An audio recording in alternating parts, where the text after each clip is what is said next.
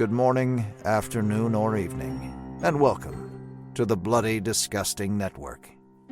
The following show is just horrifying. Beware.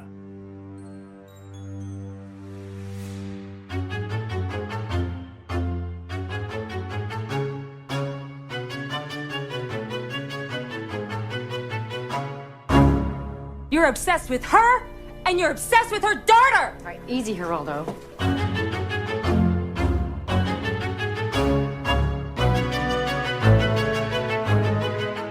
And welcome back to Horror Queers. We're talking The Omen meets Carrie. We're talking bee-stung lips and hella-tan skin. And we're talking baby gay goth glow-ups. And I'm Joe. And I'm Trace, and we're talking pot ain't gonna make you grow tits, man. Except it kinda does? It kinda does, yeah. Everyone, we are talking 1981's Fear No Evil, and good lord. I mean, pun intended? Is that a pun? Good I don't know. Antichrist? Yeah. This is a movie, everyone. First time watch for me, and not a first time watch for Joe, and I blame you for this. Yeah, I'll accept that designation. Yeah, I have a responsibility. But I feel like part of my responsibility is to make everyone and their dog watch this movie, because I can tell you for our first watch, this movie doesn't do anything you think it's going to do, and that makes it really fun. Oh, I agree. And it's one of those films, too, that whenever we started our podcast, you know, we of course did our homework, like Googling, oh, what are queer horror films, blah, blah, blah, blah, blah. And this is always a film that showed up. But unfortunately, back in early 2019, like, it wasn't available. Like, it wasn't easy to find. Yes. Gentle plug, not being paid for this, but Scream Factory did release a Blu-ray of this. And so everyone, seek it out. And it's also on all the streamers. So there you go. Indeed, yeah. And maybe before we get into this, we'll have posted this on socials, but in case you're just listening to this cold, there is some questionable animal abuse in here. So the dog does in fact die, and maybe a bunch of birds and other things, and we're not entirely sure the Humane Society was on site. Oh, I have an answer for that. There was a vet on set for at least the dog, because when he is, and I mean this actually, like when he is bleeding the dog, that is a real dog that has been sedated. Okay, good. So, to anyway, know. so yeah, glad you got that out of the way. But, everyone, so I think we need help with this because, I mean, despite being 99 minutes, there is a lot of movie in this movie, and so I think we need help unpacking it. So, everyone, they are the hosts of Movie Oubliette, a podcast that looks at obscure and forgotten horror, sci-fi, and fantasy films to decide whether they should be set free or thrown back into the oubliette to be forgotten forever. Please welcome Conrad and Dan. Hello. Hey. Hello. Hello. It's a true international affair. Oh my god. It is, yes. Yeah, 3 continents at last count. 4 different countries. 4 countries. Yeah. Yeah, It's a big deal, folks. So, welcome to Fear No Evil, boys.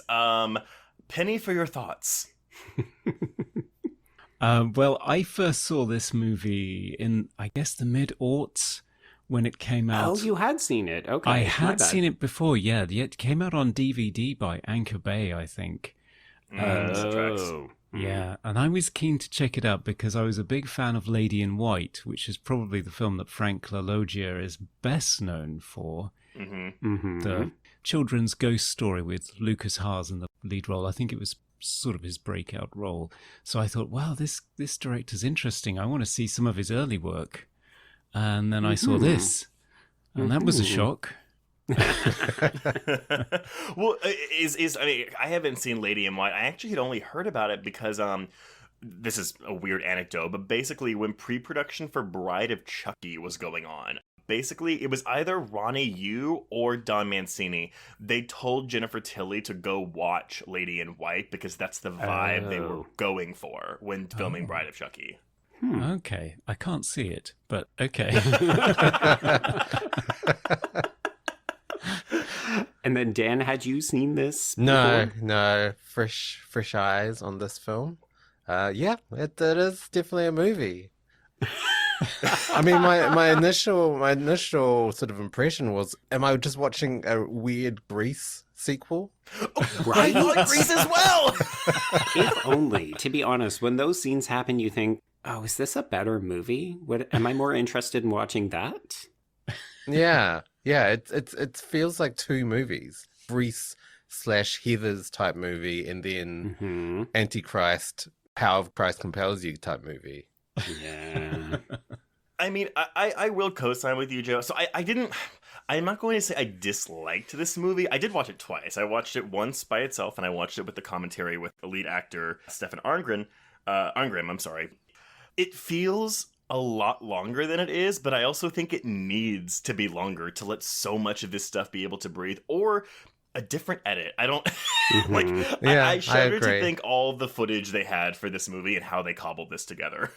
Yeah, especially the last act just feels like, what is this? Like, they ran out of ideas. It's just like a guy screaming, like facing a tree, and then like a whole bunch of Fantasia Disney visual effects start happening, and then fireworks, and then credits. So it's such an odd ending. I expected something a little bit more terrifying. Oh gosh, yeah. Don't go into this movie expecting any kind of clarity. I think my favorite thing, whenever people watch this for the first time, they come away and say, so what's with the oatmeal zombies at the end of the film? Like, where did those come from? Well, okay, I mean, I'm going all the way to the end, but did y'all know that the end of the movie is supposed to be like, basically the entire world is destroyed and it's just this archway that's left behind? I'm sorry, no. what?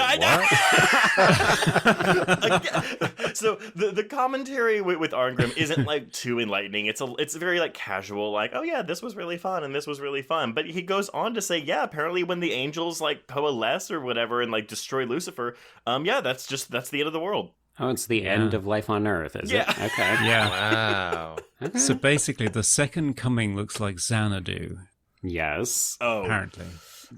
I have so many thoughts about the effects. And granted, I mean, for a low-budget production from 1981, I will say that I think the effects in this movie are good for what it is. It's just really funny looking. Yeah. I don't know if it's that it hasn't aged well or if it was maybe just too ambitious for its own kind of efforts. But yeah, there's some unintentional comedy here. Yeah. Well, it's because the film is sort of straddling this very, very serious religious drama alongside this sort of teenage slasher alongside, I don't know, because of all the Xanadu hand rotoscoped animated effects, it does kind of look like a fantasy. So, and all three of them are just thrown in a pot and stirred around in the hope that something will come out. So it's ambitious. Ambitious is the best word for it. And for a movie that seems to reject queerness so vehemently, there's also so many queer things about it. And obviously that's why we're talking about it today, because the accusations of homophobia have been lobbied against this movie ever since it came out in 1981. And I'm really excited to talk about how how we all think about the ideas behind this movie and these gay aspects, because there are plenty of them. Oh, yeah. And spoiler alert, I feel like we're not going to come away with any kind of consensus or I'm not sure how enlightened our conversation will be, because I feel like the film itself doesn't actually know what it's trying to say. No. It's the result of a very confused young man, I think. Well, and that's the funny thing, because whenever I picture like movies that are whenever I picture film directors, I'll always think of like older men, and we have this film's director Frank LaLoggia, and I'm like, okay, cool, that's probably like a 50-year-old man. No, he was 24 when he made this movie. And the film's lead actor was also 24, and he apparently also had a lot of sway in the production of this movie, or at least they came to him a lot. I don't really know why. His family, I mean, it wasn't the Barrymores, but his family was like in the industry. His mom was the voice of Casper the Friendly Ghost from like the 50s and 60s. Oh, wow. So he grew up in the industry. But nevertheless, this was the directorial debut for LaLoggia, and he and his cousin Charles, they secured $25,000 from local investors in 1978 for their own production company, and later accrued a further $550,000 to be in production on this film. It was filmed in 79 and not released until 81. So while this is a movie of the 80s, it definitely has, well, the 70s are there because it was filmed in the 70s. It's straddling it, 100% feels like a 70s film to me. Like even like the soft focus and how they're dressed and the wispy hair, it's so 70s. Mm-hmm. Yeah, it weirdly feels like a folk horror movie in some regards, where you're just like, are we leaving the country and we're going to go and do a little American Wicker Man or something? And it's like, maybe, but also not. Yeah. And the thing is, I mean, I didn't find it. I mean, again, listening to the commentary, Arngrim also has a 40-minute long interview on this Blu-ray. I watched it. It's not very interesting. But honestly, a lot of the stuff he says, and no offense to Arngrim at all, but like, he has a moderator on the commentary, and he talks over the moderator a lot to give his own stories. But they're just kind of these anecdotes that it's like, ooh, like it might have been more interesting had the director also been here. But I digress. Right. Anyway, so Fear No Evil was shot in LaLoggia's hometown of Rochester, New York, with some scenes in Webster and Hart Island in the, again, like I said, in the summer and fall of 79, under the working title Mark of the Beast. Filming was impeded several times due to weather conditions, including snowfall during the shooting of the film's climactic sequence, because we're moving on into winter in the New York area. Right. There were a plethora of problems. The general vibe that I got is that this almost feels like a group of friends getting together and just haphazardly making a movie. One anecdote that was offered is that one of the sound guys had a cocaine problem, which led him to not pressing record for 2/3 of the film's shooting. What? Yeah. You had one job. Literally. It went up his nose. So most of the film didn't have a reference track. And instead of like calling the director, this sound guy calls Arngrim to be like, dude, I have a coke problem. I have not pressed record on pretty much every day of shooting. What should I do? And so like the actor had to call the director in. Like it was like this whole big to-do. Oh gosh. Wow. So, after the completion of principal photography, an additional $250,000, so honestly, almost half of the budget the film already had, was needed to complete these special effects. The special effects creator Peter Curran worked with his company Visual Concept Engineering for a total of 4 months to complete the film's final lengthy-ass sequence. And that lengthy-ass is, of course, my addition. Oh, was that your addition to that? It was. They finally finished the movie in November of 80. Also, random fun fact, Joel Cohen of the Coen brothers was an assistant editor on this and Evil Dead the same year. Wow. Okay. One of those films is going to go down. No, I sound like I'm shitting on this movie, and I actually think it's a lot of fun. But I don't think people walked away from it being like, well, this is going to really help my career. Well, this is the last really interesting bit of the production that I have. So basically, this is an AVCO Embassy Pictures production. LaLoggia commented, after the film's release, that it taught me about the important things about myself, like the struggles of dealing with the dichotomy of movie making, blah blah blah blah blah, like learning to be a creator. Apparently, so Embassy Pictures released 2 other horror movies in the summer of 81, and it was David Cronenberg's Scanners and Joe Dante's The Howling. Oh, okay. Apparently, after all this happened, now supposedly, and I don't really have an opening, I have the gross of this film is $3 million, but supposedly this film had a better opening than either Scanners or The Howling. Huh. Wow. Now, granted, final box office numbers probably are very different. This is probably the least earner of the 3, but the studio went to all of these directors, Cronenberg, Dante, and LaLoggia, and said, hey, we want to make more horror movies with you. Dante said, yeah, sure. Cronenberg said, yeah, sure. LaLoggia says, I'm not a horror movie director. Oh. Which maybe explains why, Conrad, you feel like there's such a disparity between his later films. Yeah, definitely, because Lady in White is kind of a chilling, creepy fable. I mean, it almost feels like Guillermo del Toro's work rather than all-out horror. So, yeah, I don't think he is a horror director. Well, I don't necessarily think it's he's not good at directing horror. It's just I think he's just resisting it. But the irony is that he didn't really do anything between this and Lady in White. So while unfortunately we're dealing again with the whole horror is beneath me mentality, he probably would have made more money if he had just leaned into it. It's interesting. I wonder if maybe he just had a really difficult experience on this film and thought, okay, we tried this. It didn't work. I'm going to go back to the table, figure out some things. And maybe what he comes back with is a film that he feels more strongly about, that he can implement the lessons he's learned. I'm trying to be generous. I don't know. No, it's fine. I mean, it's totally fine. But yeah, so Fear No Evil had an early screening in Long Beach, California in November of 1980, followed by a special pre-screening of the film for cast, crew, and local residents in Rochester in December of that year. It was released theatrically by Embassy Pictures on January 16th of 1981. LaLoggia commented that he thought the advertising played up the high school elements of the film, especially with the theatrical poster showing a high school yearbook engulfed in flames. Mm-hmm.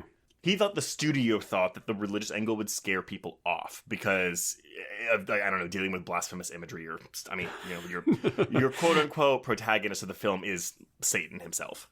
I mean, sort of, but So I just think it's hilarious. Like, yeah, because The Exorcist really didn't make any money, right? Yeah, like The Omen hadn't been a hit like 2 years before. Which clearly feels like an influence, right? Yeah, absolutely. Oh, 100%. So this movie wins the 1981 Saturn Award for Best Low-Budget Film.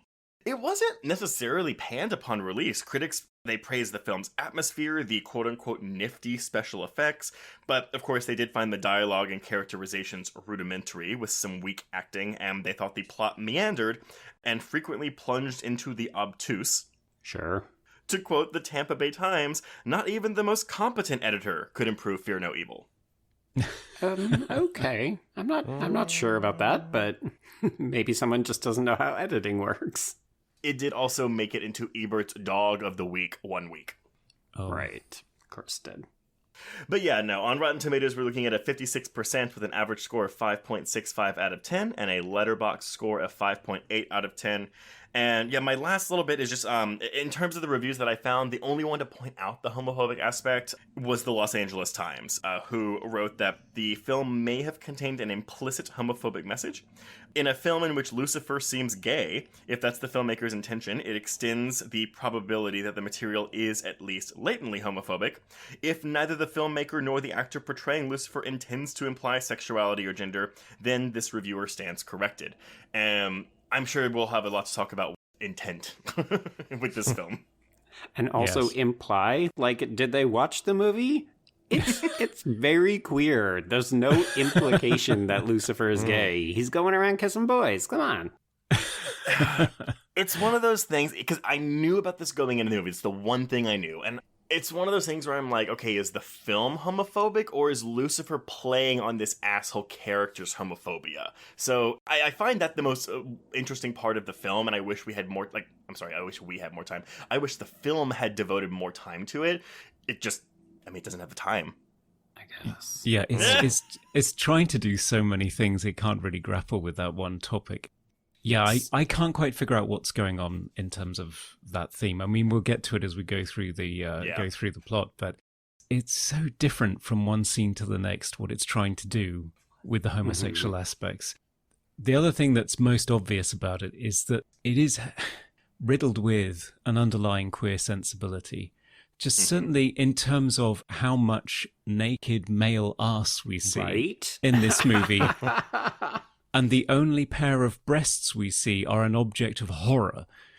I think there's something going on here, especially in 1981, in a film that features teenagers. You would think that it would exploit women more than men, and it certainly does not. Yeah. So my question to y'all then is: were any of y'all offended by this movie?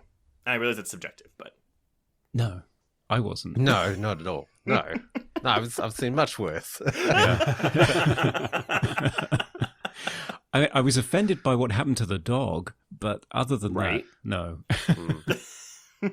I think if nothing else, I always leave this film like I'm always perplexed because I just don't quite know what to make of certain things. Is it that it's badly edited? Is it that they wanted to do more and they couldn't because of the budget or because of the difficult production? I just feel like there's a story about why and how this film came together because I can't imagine that this is really what they wanted to produce. No, it almost certainly isn't. And certainly the editing has been toyed with in post-production. So there's a director's commentary on the Anchor Bay DVD. Oh, yes. It's Frank LaLoggia and the cinematographer.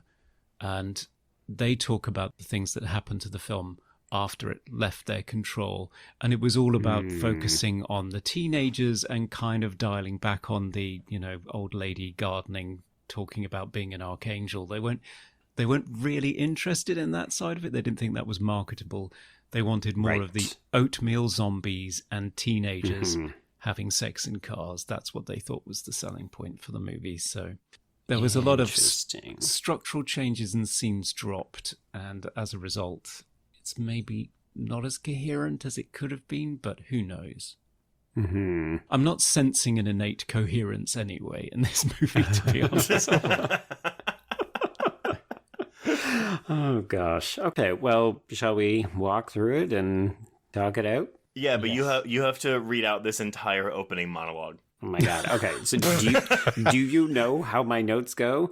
We begin with a long, rambling voiceover about the epic battle between good and evil, in which 3 archangels are dispatched to fight Lucifer, but one of them, Gabriel, is MIA. That's what I have for the opening. Okay. Yeah. So I did my thing where I was transcribing this, and I was I was like 5 lines in, and I was like, oh, this is a long monologue. It just keeps going. It was a half page of my notes, and I was like, God damn it. But, okay, I just want to clarify something, though. So the whole concept here, this is happening throughout time, right? Like, since the creation of man, Lucifer keeps getting reborn. Keeps coming back. Yeah. The angels kill him, then he immediately gets reborn again. The angels kill him. It's just a constant cycle. Yeah, so... Which, again, leads me with this whole end. Okay, so the earth dies whenever Lucifer dies, but that doesn't make any sense. Unless you meant to believe that he got further this time than he ever did before, so the only way to dispatch him is to really just, blow up all of humanity. I guess, but at the same time, I'm like, Jesus, God, I know you're all about, testing humanity and stuff, but, you're really gonna, have your angels not really know they're angels until later and have no way to find each other, and it's just really unnecessary. Yeah, I couldn't figure out if it's because he kills himself. Certainly in the incarnation we see in the pre-title teaser sequence. Maybe you do need the whole Xanadu light show where the 3 angels come together to kill the entire world apart from the Arc de Triomphe or whatever the hell that thing was. Possibly. Maybe that's what it was. I don't know. But yes, it has been repeating throughout history, which is strange because the archangels don't seem to be getting any better at it. No, in fact, they're frankly garbage at it. Yeah. Yeah. Because Gabrielle / Julie doesn't know who she is really until she runs into Margaret / Mikhail. Whereas Raphael / Damon seems to be an expert at this, but he's killed. Yeah, so it's Father Damon, who is played by John Holland, and after all of this exposition, he shows up on this island. We see a bunch of scary imagery. He gets attacked by a zombie lady, and then he has a showdown with Lucifer, who's played by Richard J. Silverthorne. And it ends, as you suggested, Conrad, with the destruction of Lucifer, and then we get this title sequence, and you think, okay, it's all very exciting.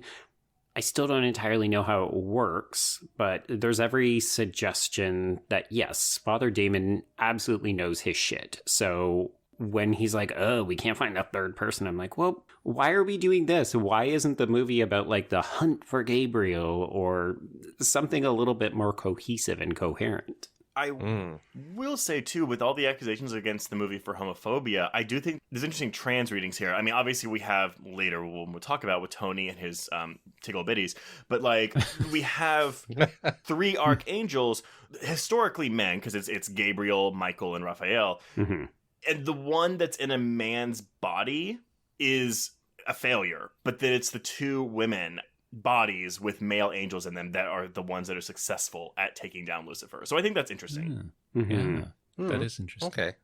So does the 3rd angel join in the big ritual dance sequence at the end? Yes. Okay, right. Okay. Yeah, it's very much like the force of Father Damon shows up and they merge into one being, like a star child. They don't even need to be alive because Mikhail is killed as well, right? So yes. Yes. Oh, okay. Yeah. So they don't even need to be on this plane of reality I think one of them does. I think one of them has to be the one to stab Lucifer with the processional cross. And I know Joe didn't, but did either one of y'all grow up Catholic? No.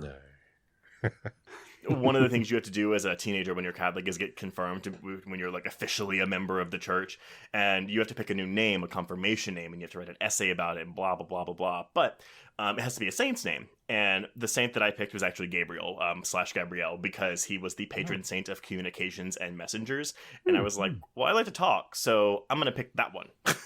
Very apt choice. Very apt. Yeah. Also, I did think that you were going to say, "Oh, when you undergo this process, you have to stab someone with a processional cross." It's a whole year of going through confirmation. You have to go through all these classes and stuff. It's really boring. I mean, it sounds like Sunday school.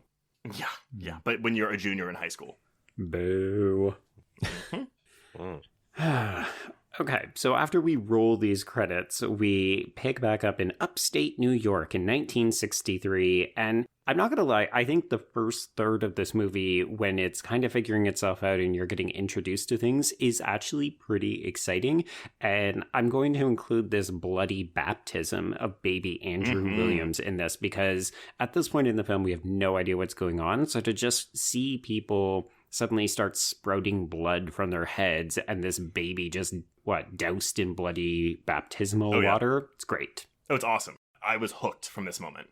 Yeah, I don't know. For me, it was kind of unintentionally funny because it looked like they were just kind of getting splattered with paint, and then the baby was in a bowl of tomato soup. I don't know.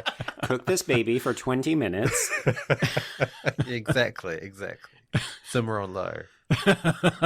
So, yeah, I was hooked in the kind of B-grade aspect of the horror film. Definitely the first quarter did lean into the horror much more, which, definitely hooked me in.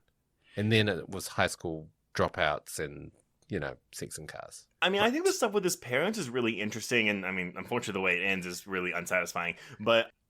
The cake scene? Are we talking about that? Scene. God, I was so worried when we got to that point because I thought, the bloody baptism is pretty striking, and then the house time lapsing and becoming more and more. I love that part. Disrepaired as he's destroying the. It's the whole sort of American nightmare, isn't it? It's the whereas in the Texas Chainsaw Massacre, an American family kills the children. In this, the children are destroying the American family. So it's every conservative's nightmare. So I thought that's what it's going for. This is going to be really interesting. And then you get the cake scene. And yes, it's just so inept. This whole fumbling for the cake and dropping it all over the floor and then grabbing bunches of it and sticking it back together. And then sort of slowly working your hands up this sideboard in the kitchen towards an iron so you can sort of see it coming, and anybody could have intervened, but no, she pulls an iron on her head. And I just thought, oh goodness, this is so ineptly staged and performed. This isn't going to be a lot of fun at all. But actually, that's the worst scene in the movie. It is, yeah. Oh, see, I thought it was hilariously fun. I don't know why you would think this is fun. But immediately after the mom irons herself, we get the dad just going, "Who are you?" Yeah.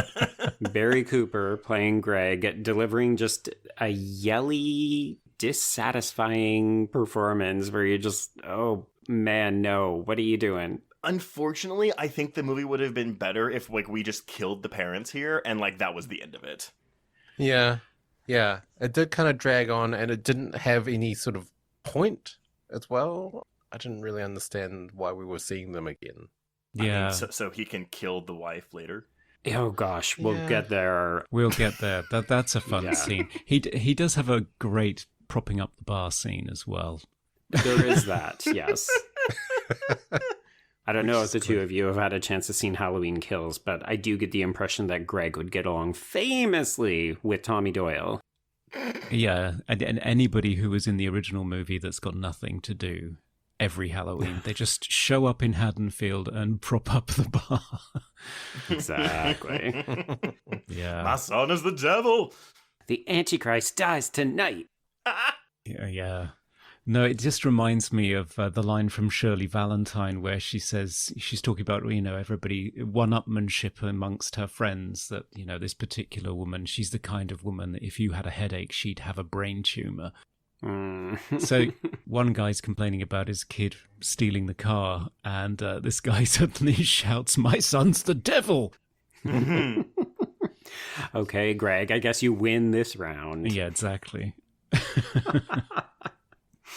Yeah, so basically this opening scene, I think, is just to reconfirm, in case you didn't figure it out from the bloody baptism, yes, Andrew, who is played by Stefan Arngrim, he is a very bad dude. I do kind of like the reference that he can seemingly appear out of nowhere, like he can kind of bamf around a little bit, but I don't think that the film makes good use of that moving forward, so it seems a little bit peculiar here. Yeah, just before the cake scene, I did really like those really simple practical effects, like the candles going out suddenly, and the double shadow thing. That was kind of like intriguing for me. I wanted more of that. Oh, the shadow, like, so when we meet 18-year-old Andrew and we just see like the book close by itself, but his silhouette on the wall. Oh yeah. Yeah. I thought that was really cool. Yeah. And honestly, I think it ages better. Like, I recognize that they spent a crap ton of money with all of these, like, early special effects, but, like, those are the kinds of things where you didn't need to spend a fortune on them, and they're still really creepy and effective. Yeah. Exactly. Yeah. Simplicity, man. Supposedly influenced by the cabinet of Dr. Caligari, and probably Stefan Arngrim's influence on the movie. He says it's his idea in the commentary, but who knows? Right. You know what I would actually argue, and only because we've just watched this, Joe, but it's like Vampire. Oh yeah. Yeah. There's a whole scene of like shadows going down the sidewalk or the house or whatever. I mean, it's good at setting a mood, right? Which is what this film is trying to do. It's giving you the omen and devil stuff, but then it's also saying, you should be a little bit creeped out. There's something magical and mysterious going on here. Yeah. And then we cut to Alexandria High School, and the film goes in a completely different direction. Okay, so this starts, like, the first scene we get is this horrible teacher. Banshaw. Like, dude, she's right in front of you. I think these papers are insipid. I think they're degrading. Okay, teacher. Yeah, I don't think helicopter parents would appreciate these kinds of comments nowadays. This would not fly in contemporary schooling. No, it's not very inspirational, is it? Nobody's winning the Michelle Pfeiffer award for this one. Okay, so yeah, this is our introduction to Julie Banshaw, played by Kathleen Rowe McAllen. I like to call her the film's weak link because, sadly, McAllen is a terrible actress, and she's given too much to do in this movie. I have a fun note. This is the one bit of information that I was like, oh, this is useful. Thank you, Arngrim. There were 2 actresses up for this role, Miss McAllen being one of them. So someone else, I don't know who this is, but Arngrim says she is very famous now, was up for the role of Julie. And they asked Mr. Arngrim what he thought of each girl.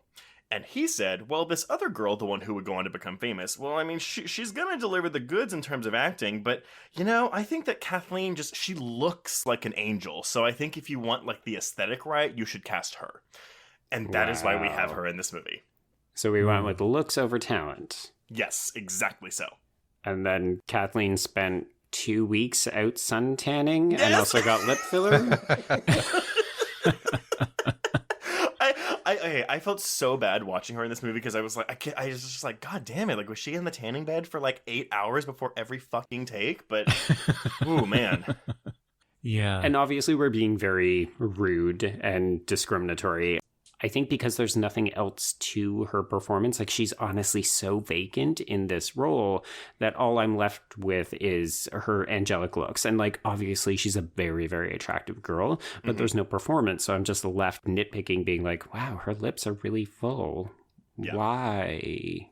Yeah. And also the dialogue delivery is not good. I mean, it doesn't help that she's given this ridiculous dialogue. So as Julie, discovering that she may be Gabrielle, she's asked at one point by Margaret / Mikhail, do you know this man? pointing at a picture of Father Damon, and her reply is, "I know only of his torment and his shame." And I think, yeah, right? that's how a high school student speaks. Yeah. If Judi Dench is here, sure, she's going to pull that off. You know, if Meryl Streep is here, sure, she's going to pull that off. Like a high school student, come on. No. Well, and it's because watching this for the first time, I didn't pay this character really any attention for the first half of this movie because I thought she was just some random girl that he was being weird with. And, then we get these rape sequences and I was like, oh, I had no idea she was going to be Gabrielle. Because you have no idea where the film is going from minute to minute. Like, okay, so we're still in this introductory scene, and we think, okay, so we're following which kids in this classroom, and then we get introduced to Tony, who is played by Daniel Eden, and he's a wisecracker. He's the class clown. At this point, we only really know that Andrew is gonna be a bad dude, but we have no idea how these other characters are gonna play into the rest of the narrative. Yeah. I think also because it leans so heavily on the Grease 50s vibe for some strange reason. Yeah. So it feels like out of time as well. Like it doesn't feel like the 80s or 70s. The second we get the bees, I was like... The queen bees, What are these yellow ladies? Like, what are we doing, movie? Well, this is what I was going to ask. Does American high school never change? Is it always like this? No, we're trapped in a battle of good and evil forever, and that involves satin jackets. Well, the thing is, okay, I saw that, and I was like, Sounds okay, like, yeah, we're fabulous. doing, like, this horror version of Grease thing. I'm into it. Sure. But then, like, they don't even get a song. They don't get to do anything. Oh my god, if there was a song in this movie... Oh, I'd be gosh, there yeah. for it. I'd be there for it, yeah. Okay, so what we're meant to take away from this group is that there is a leader of the pack, and that is Marie, who is played by Rosalind Gugino. She's actually my favorite character in this movie because she's spunky, but also she's in an abusive relationship with Tony, who's a piece of shit. Basically, her introduction is having sex with Tony in Freddy Krueger's boiler room. But like her response is quick and dirty. That's the way I like it. And I'm like, a sex positive girl. I love her. I love Marie. We also do get her titties here. So these are the one pair of breasts that we get in this movie before later. Before Do Tony's, yes. Yeah, we see her. We see her Yeah, tits. yeah, we do. Yeah. Oh, Yeah. see, I remember seeing Tony's arse again, and I just thought, Well, there is that. this is the second bum we've seen so far. There's so much ass in this movie. I know, that was the thing that I missed when you were talking about the opening, like the pre-title sequence, 2 minutes and 50 seconds in, here's an arse. Yeah, it's amazing. Okay, so there's breasts there. I didn't notice that. Yes. Conrad is like, I was distracted by the full moon of it all. Yes. I mean, when we get to that, y'all, there is one guy in that shower that has what I would call a perfect ass. But How can you make it out? There's 20 of them. no, there's one that's perfect. Yeah, he'll be the straight one. Right? So, Tony and Marie's relationship is not great. He basically yells at her when he thinks that she has left the car door unlocked, but really it's his shitty friend who I don't even know if he has a name, but he just goes into Tony's car and starts listening to music. Sure. Is this supposed to be Mark? No, because Mark Okay. is over with Julie in his car. Yeah, they looked very similar, didn't they? Yeah. Mhm. I was confused by that, the gym death. Oh, yeah. Who died? Which one? Yeah. Because we've seen Mark in like maybe 3 scenes at this point, so you're Yeah. forgiven for that, for sure. Yeah. Yeah. But then we see the funeral where Julie dresses up like her mom and looks really upset, and you think, oh, okay, Yes. it was her fiance. Yeah. Right, yeah. He was going to be a doctor. I don't even remember what scene you're talking about. It's because it kind of doesn't matter. Mark's death is arguably one of the better moments in the film, but he's also not a character, so it's Yeah. fine. Mm. Yeah. I found the Tony character quite sort of androgynous. Like he seemed very, I don't know, his face was almost like definitely more feminine. I agree with you, and I don't know if I would call it feminine, but it has a unique aspect because, and Joe kind of pushed me this direction because he was like, oh, he's very much doing like John Travolta and Carrie. He's basically wearing a John Travolta from Carrie wig, but I mean, that's not a wig. I think that's just no, to say I'm aware it's not a wig. No, but yeah, there's something. He has like those big pouty baby lips. Yeah. Everybody got filler before this movie started. What was happening in Rochester, New York in 1979? The initial $25,000 that the director raised were actually all for lip work. Sure. Meg Ryan parachutes in. Hey, I'm here. Oh, I'm sorry. Too soon. from the future. Yes, exactly. Hello. We've already established that this movie doesn't know time. It just cycles through repeatedly. Like Lucifer. Yeah. Okay, so Andrew's father, Greg, who I don't know if we knew this beforehand, but he's apparently a mailman, so he's delivering mail in the country. Okay, I didn't know this. So when he goes up to Margaret, and he's like talking to her, I was like, wait, how the fuck do they know each other? Yeah. P.S. Does anyone recognize the actor? And Joe, you already know, but do y'all recognize the actress playing Margaret? No. Yeah, so have y'all ever seen a movie called Dante's Peak starring Pierce Brosnan and Linda Hamilton? Of course. Oh, yeah. The best volcano movie. Is she the grandma that Yes. dies in the lava? She's the grandma. Yeah, she's the grandmother that burns in the lake. And now rank the performances. Rank them. I have a distinct memory of my dad. Like, whenever we watch it for the first time, my dad warned my sister and I. He was like, now, just so y'all know, the grandma does get burned alive in this lake. And I was like 8 when this came out. My sister was 6. And I just remember him cheering when she died because she's the most loathsome character in that movie. God. Wow. So Greg has come to Margaret's house and they have this conversation about everything and nothing. And basically what we're meant to take away from it is that he doesn't believe that Father Damon, who is revealed to be her brother, he doesn't think that he should have been charged with murder. Because when Lucifer died in that pre-credit sequence, apparently Father Damon was charged and went to jail. Wait, okay. I'm sorry, I missed this part too. So Damon is revealed to be Margaret's brother. Yes.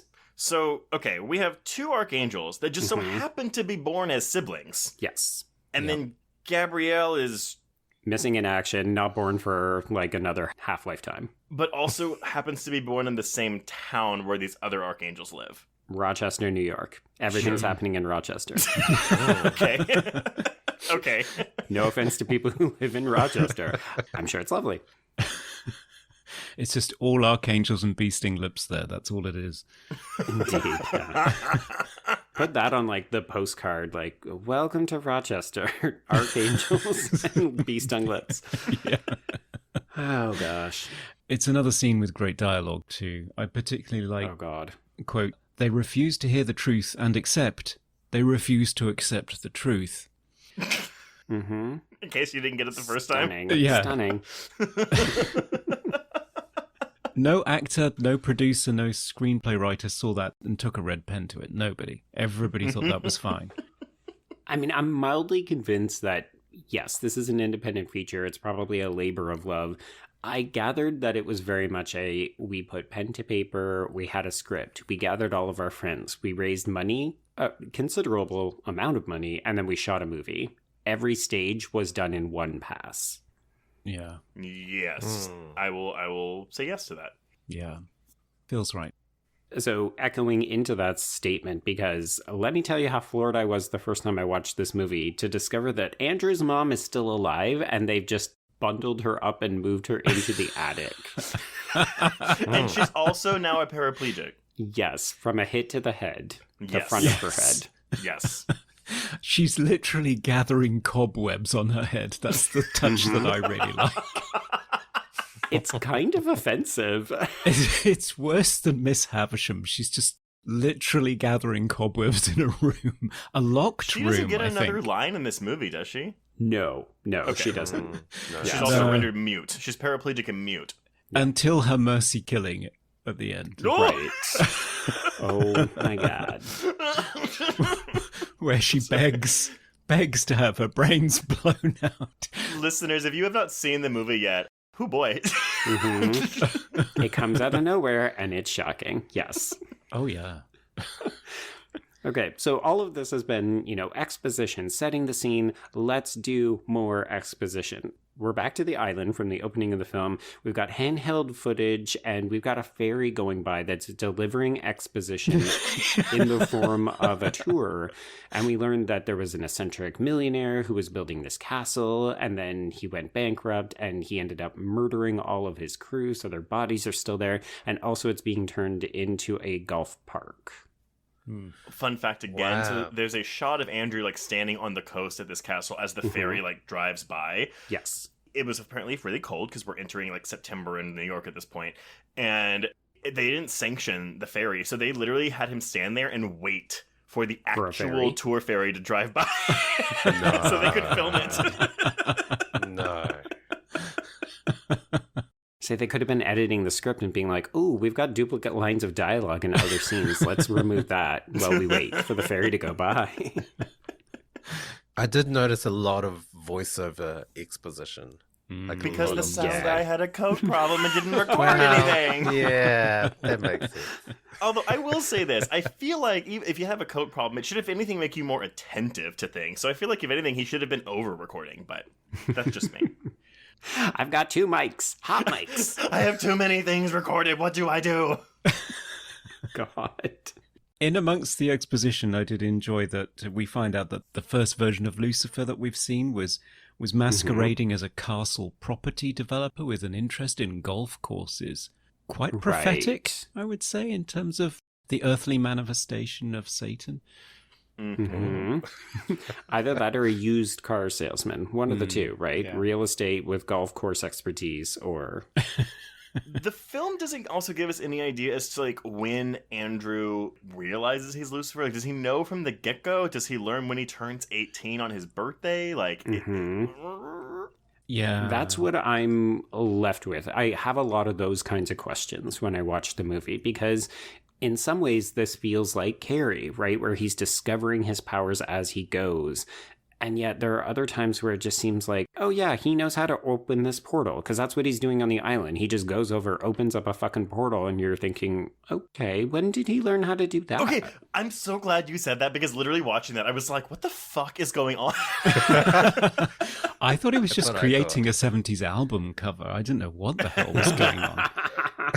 I know there are ways to fix the movie, but I really do think we should have been focusing on just the archangels as they're scouring this town for Lucifer, or we should be just focusing on Lucifer. Yes. Correct. Yeah. I think it would have solved a lot of problems. Yeah, it would have been interesting because, one of the reviews I read said, fascinating character study of a teenager slowly realizing he's the second coming of Satan. I thought, where? Oh, what movie were they reviewing? I was going to say, where's the introspection? There's nothing. And I cannot tell whether he knows or not. No. It's like he's being compelled to do this stuff, but just because. Yeah, and sometimes he feels really bad about the things that he does, and sometimes he seems to be enjoying them so much he's spasming with joy, and I can't quite tell what's going on with him at all, and I wish there were some introspection.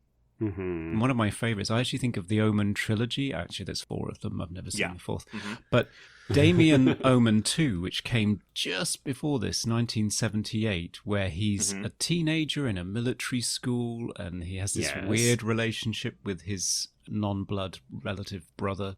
That movie I find interesting because he genuinely doesn't know. So you have this moment where he finds out and how's he going to deal with this? That's really interesting, but you just get no insight into this character in this movie at all. No. Well, and funnily enough, too, the 3rd Omen film comes out 2 months after this movie. Oh. Satan was so hot. Yeah.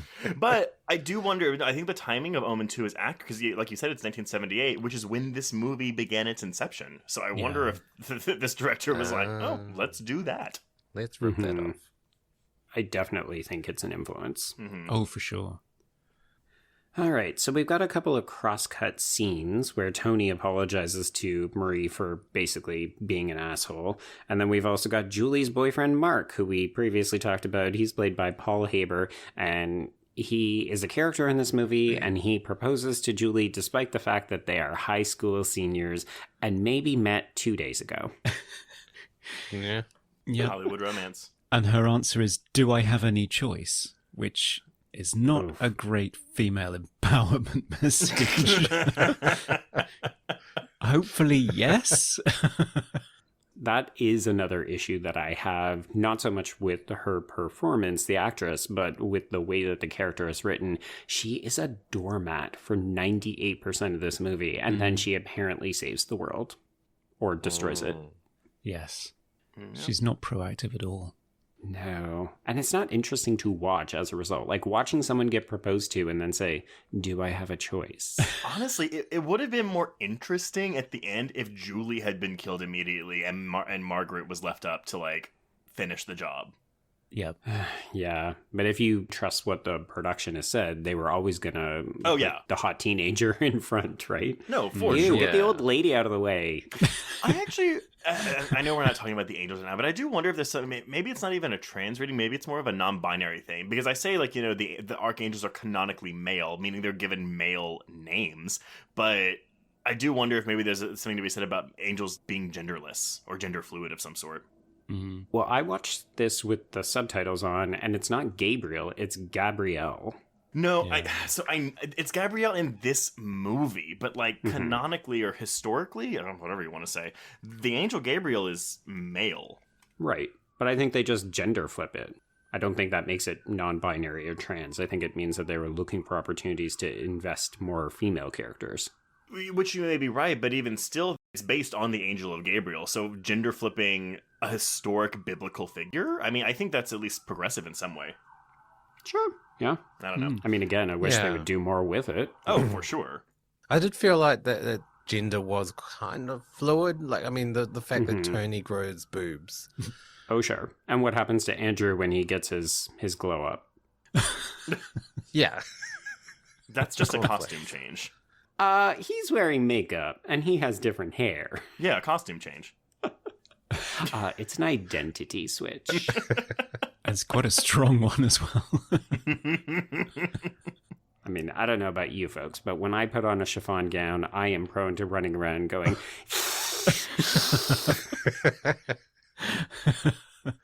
With that deepening of his voice for the entire climax.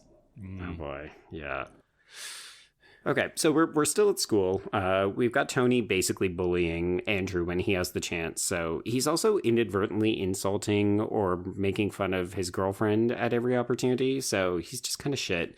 This is where we get the sexual assault in the shower room. So after gym, Tony talks about what it must be like to kiss Andrew, and all of his friends egg him on. So he does, and then Andrew uses his powers to hold the kiss longer to the point where they both seem to get uncomfortable. So, okay, first of all, the perfect ass, if you're in the first shot of this shower, it's the guy on the right close to the camera. Second. Sure. Most important part. It's like a cliff. It's like a cliff of an ass. Like you could put a tea party on it. Watching this for the first time, I was very much like, okay, so like you have the bully intentionally kissing the bully. Yes. The bullied. As though that is ever a thing, right? Like, This is Stokely from the faculty all over again. Like, no one pretends to be gay to hide out, and nobody kisses somebody else to be like, haha, you're so gay. I'm gonna kiss you. And they are fully naked. Also, by the way, this was the first thing they shot for this film before they shot anything else. Oh. So all these actors had met each other about 40 minutes earlier when they got off the plane. And it is also in freezing cold water. Of course. Yes. Yeah, they're quick to point that out because there is some full frontal nudity. And, you know, I don't want to shame anybody, but it's not impressive. Oh, Conrad. What? I mean... You never trust a flaccid penis. Yeah. You never know who's a grower and who's a shower, do you? But still... It's true. We need to give the benefit of a doubt. Yeah. I did find it funny, though, that everyone's saying, gosh, wasn't the water cold? Well, but they actually gave a scientific reason for it because they're at this school and the school year hadn't started yet, so the boilers hadn't been turned on to heat the water. Oh, in real life, wow. You mean? Yeah, in real life. Like, real life. That's what actually happened. I was like, wait, I missed that dialogue. No. No. No, that is a behind-the-scenes footage. But what happens to Tony? Like, what happens in this kiss? Because, yes, obviously, like, Tony has the kiss flipped around on him, but, like, what is happening here?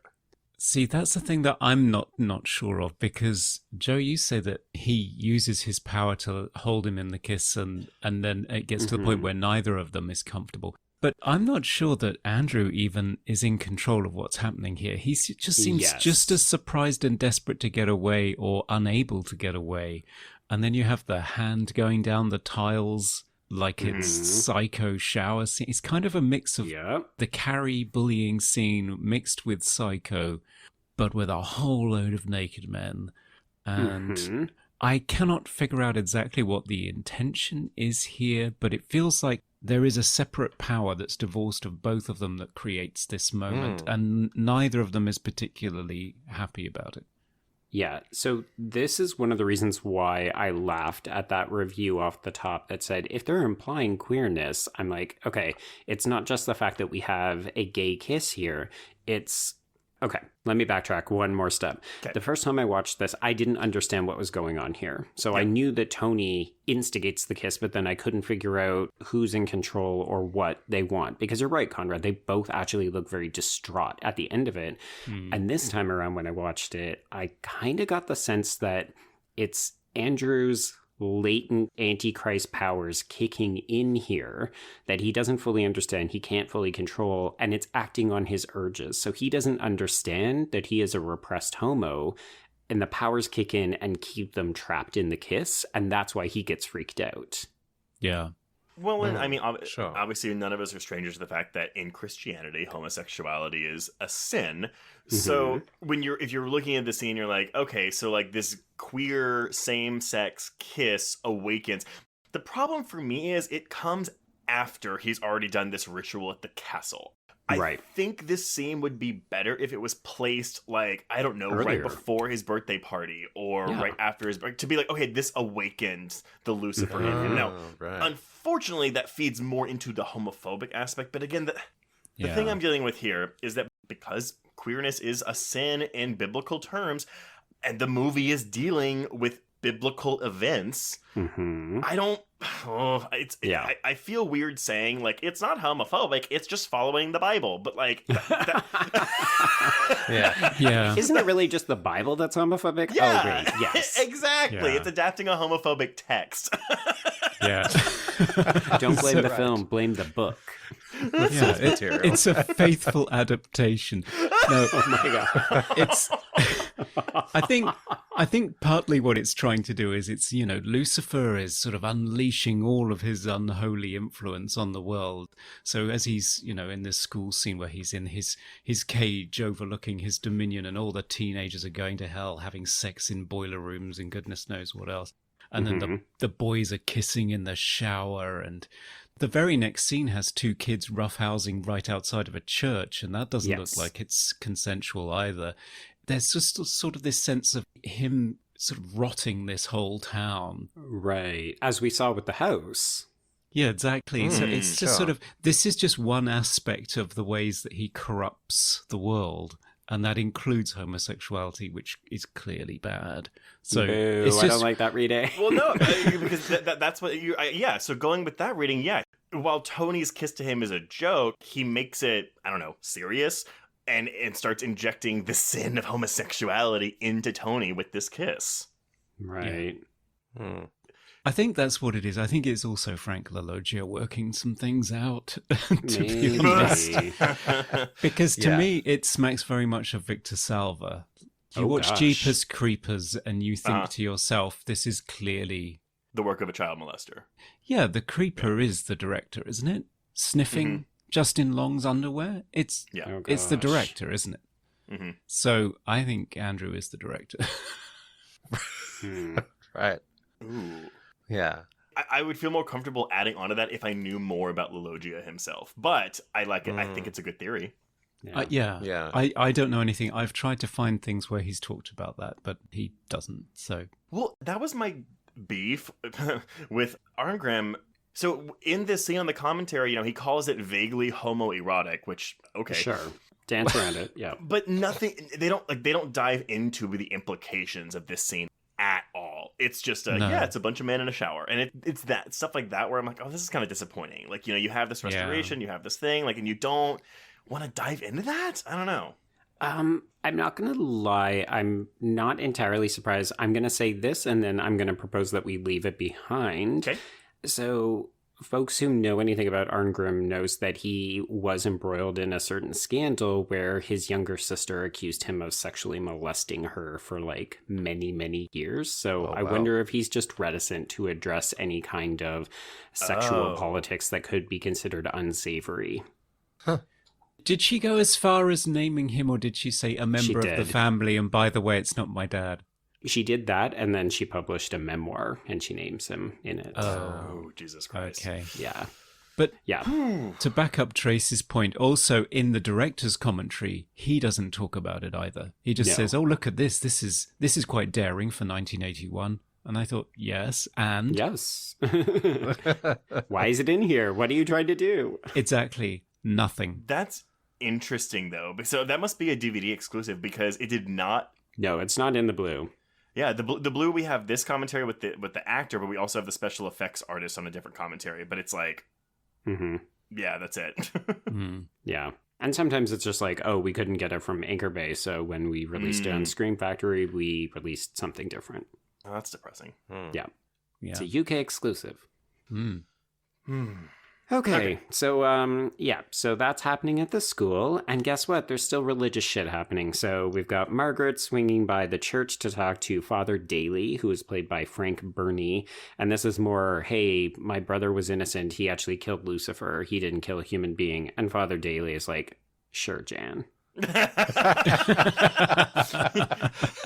bitch, get out! Like, this guy you could tell that she does this probably every other day, and he's just like, fucking this lady again. Great. Exactly, Margaret. because this is 17 years ago. Good grief, give it up. Yeah. Give it up. And her brother has been dead, presumably, for a while. Like, it's confusing when you see the flashbacks because you can't tell if she's just hiding him in her basement or if she's visiting him in jail. That's what I thought. So many things where you're just like, I need a little more clarity here, please. But you know what? That doesn't matter because let's get down to fucking, shall we? So we've got a blue fog dream. We've got Andrew and Julie doing the beast with two backs. So do you read this as consensual sex or do you read this as rape? Dan, what say you? I mean, it did come across a bit rapey, especially with the last claw scratching. Right. But yeah, I don't know. I think this confused the whole Lucifer sexual awakening because she's a woman and he's having sex with her, but then he's got all these sort of gay tendencies as well. Right. So I was confused by that scene, and it didn't really. I don't know. Like I felt like maybe there needed to be more connection between Andrew and Julie. Sort of more like Halloween 5 with Michael Myers and Jamie. Yeah. Yeah, I wanted more of that, maybe. I don't know. Well, and that's the other thing, too. So I said, it needs to focus on Lucifer, it needs to focus on the archangels. The other idea here, and this would maybe, if we want to keep it in the high school setting, we focus on Julie, ideally played by a better actress, and Andrew, as they're both coming of age, but one as Lucifer and one as the archangel Gabriel. Oh, yeah. Like, we're solving the movie with the small list of things. Like, come on. Yeah. It's just changing your focus instead of trying to spread the focus among 5 different things. Like that is the problem with this movie. But I mean, of course, the idea I just posited, like you can't really do anything with that unless there is more footage with Julie. But like, yeah, imagine that we're going back and forth between Julie and Andrew as they are just learning, going through. Well, it's not really puberty, I guess. They're 18 years old, but still, like sexual maturity. Yeah. Yeah. I mean, imagine if this film was, instead of Julie, we had Tony as Gabriel. And the rapey sex scene being between Andrew and Tony. So it's Call Me By Your Name, but Armie Hammer is the devil. Oh my God. Isn't that already the truth? But the problem is, though, I get where you're going with that, and I think it does make sense. The problem is, in any version of that film, Gabriel's going to conquer Lucifer, and it's also going to conquer the queerness, and so heterosexuality will prevail. I mean, in 81, that would have been a very common sentiment, though. Oh, I'm not saying it's not apt for the time. I'm just saying Yeah, it's a troubling message. Well, the homophobic ideals of the film are magnified if we do that. Right. Sure. I agree with you, Dan, though. I find this scene very confusing, if only because we've had one scene where Julie and Andrew have interacted. It's when he returns her book to her in the car. And I know that we're meant to infer that there's some kind of connection between them, but I mean, maybe I'm going to default to Conrad's reading where it's just, oh, okay, this is her coming into her latent archangel powers, but also it's the kind of nefarious, insidious creep of Lucifer into this town. So she's starting to have troubling dreams. Yeah, sure. Or he's an equal opportunity desecrator. He'll go after man, woman, child, anyone. Just dog, yes. Yeah, dog. Yeah, quite. Also, to show how little attention the film really gives to Julie, in my notes about this scene, I literally wrote, Andrew is fantasizing about that big-lipped girl from earlier. Don't even know her name. Did not know her name. I didn't know her name until I started writing notes after I watched the movie. You're like, I pull up the Wikipedia page. Oh, Julie. Her name was Julie all along. I didn't realize she was like supposed to be a main character. No, I didn't either. No. Yeah. It's like, there's a fun game to be had in this film of when did you realize this was happening? And half the time it's, I think, 2 to 3 scenes later than it should be. So at school, we learned that Andrew is very gifted at academics. He's been accepted to Yale and Harvard and Columbia, and he could not give 2 shits about this because he is Lucifer, y'all. He's evil. He's evil. He's not going to college. So then we get possibly the best sequence in the film. He is late for gym, so he gets corporal punishment. And as he does push-ups, we have the most aggressive high school gym coach I've ever seen in my life losing his mind over a game of dodgeball. And in the process of using his powers, Andrew maybe inadvertently gets Mark killed when he gets a dodgeball basically through the stomach. Yeah. Mm-hmm. Yeah. I will confess that I knew death by dodgeball was a thing in this movie. Mm-hmm. I was a little let down. I was expecting like Deadly Friend basketball blowing up a head like type shit, but I know it's the budget, but the idea death by dodgeball is fun, but this was just kind of like, oh, okay, like we just get some blood come out of his mouth. Yeah. The funny thing was Arngrim talks about this sequence on his 40-minute part. I'm sure he talks about it on the audio commentary as well. But apparently when they shot this, they had the actor Paul Haber rigged up with a cord, and they had 5 guys who would yank him back so that it looked like he had really been hit with this dodgeball. And apparently they just left him in the rig, in the getup, when they all went for lunch. So he just had to sit there and nobody fed him that day. Oh my God. That seems cruel. That's harsh. Just like, we'll be okay, worse buddy. than death by dodgeball. No lunch. Yeah. If this film was unionized, I would have gotten a lunch. Yeah. Poor guy. And Andrew seems really conflicted about it too. Like, he's really upset he accidentally made the gym teacher burst a blood vessel and kill someone with a dodgeball. Do we read this as he's getting rid of a sexual rival because he's gotten rid of Julie's boyfriend? Is that how we're meant to frame it? Well, possibly, but I couldn't distinguish between all of the 70s guys, so I didn't even know who he killed. I'm with Dan. Yeah. I agree. It could have been that guy earlier that just got into Tony's car. Yeah. Yeah, except that he's still around because we need to kill him off later to no purpose. Is he the one that gets killed in like the water? Yes, yeah. Like him and the girl are making out, and yes, it's our final butt scene. It seems to be a tower flooded with water. Yeah, all I could think was they were going to get sepsis by playing around in that water. It did not look clean. At least Elizabeth Hoffman didn't die in it. Right. Not yet. She got a couple more decades to go. Okay, so Mark is dead, so we need a funeral sequence, and I basically just glazed over. So when I came out of my fugue state, Julie was having angelic nightmares and Andrew was swinging on a tree swing and he was using his powers to strike Margaret in the head with a tree branch. Did I miss anything?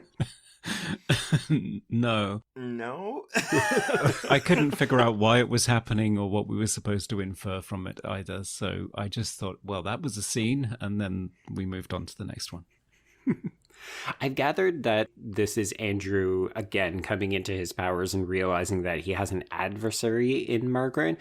The problem is that we haven't really seen them interact in any sense. Like, they maybe lock eyes. I think Julie and Margaret lock eyes at the funeral. But how does Andrew know to go after Margaret? And why does he use a telekinetic tree branch? Questions. No idea. No idea. Okay. No answers. It's the powers of hell. Right. Yes. Lucifer operates via tree branch. Got it. So yes, Julie is obviously very upset. She is having these visions of Father Damon being tortured in jail. So, somebody's stepping on his hand. Ow, it hurts so badly. And she gets treated by a doctor who says that she's just very sad about Mark, so she needs some time to heal. And instead, she packs a bag and she walks like a transient person in a stupor. It's not even clear she knows where she's going, but she ends up at Margaret's house. And this is where Margaret agrees to mentor her because she realizes who Julie is. Julie is Gabrielle, the missing archangel. Yeah. What are the chances? It's shocking. Wow. Also, in my notes, Margaret goes to Raphael's grave and reads the Bible to it or whatever.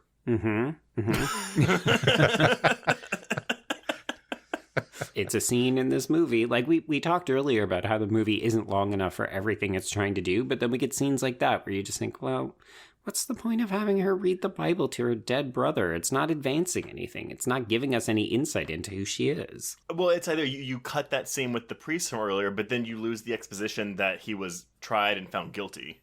Oh no, but we got that from Greg earlier in the film.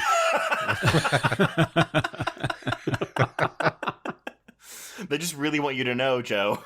He was innocent. He killed Lucifer. Lucifer! Crazy bitch. I think it just all ties into the idea of the inept archangels because they're just really not very active and good at this. No. I like the scene earlier on where she's sort of moping around and mourning her brother, and you hear this voiceover of her brother from beyond the grave, and then just to qualify for the audience, he says, "You can't hear me because you're mourning me." And you think, my goodness. So thousands of years and being reincarnated over and over again, and you still haven't figured this out. Yeah. No, that's the thing, right? Your earthly bodies are dying, but again, y'all are angels. You know that you are, like, going to go to heaven at some point. No, but they seem to have amnesia about all of this. It's like they're dumb humans, and then one day they turn into angels and know how to use the processional cross. cross. Yeah. Honestly, every time I had to write processional cross in my notes, I was like, I want to die. Why do I have to keep writing this phrase? Just call it the spear. I actually called it a scepter throughout most of the first draft, but I was like, I don't think that's right. That's not what that is. No, that's not what that is. So Julie has stayed overnight without telling her parents. This is not a plot point, but we do make a point of acknowledging it. And in the morning, she tells Margaret that because she doesn't have electricity, her life isn't interesting or complicated. To which I say, Julie, you're a bit of a bitch. But how can anyone live without a radio? Well, Indeed. That's the question. She's like, I'm just a poor average girl. Nothing special about me. She looks like a model. It's just such a bizarre interaction that, again, doesn't feel necessary. Like, why do we need to know that Margaret is living a kind of pious life out in the country? Is it important? It doesn't come to anything. no, and you could establish that in one scene that does something else. And wouldn't you think that she'd want to have electricity so she could be on the lookout for Lucifer-y things going on in the world? Okay, so here's the thing. Not only is she not looking for Lucifer, but her brother's dying wish was that she find Gabrielle. Bitch is out here just like pulling weeds out of the garden. What are you doing?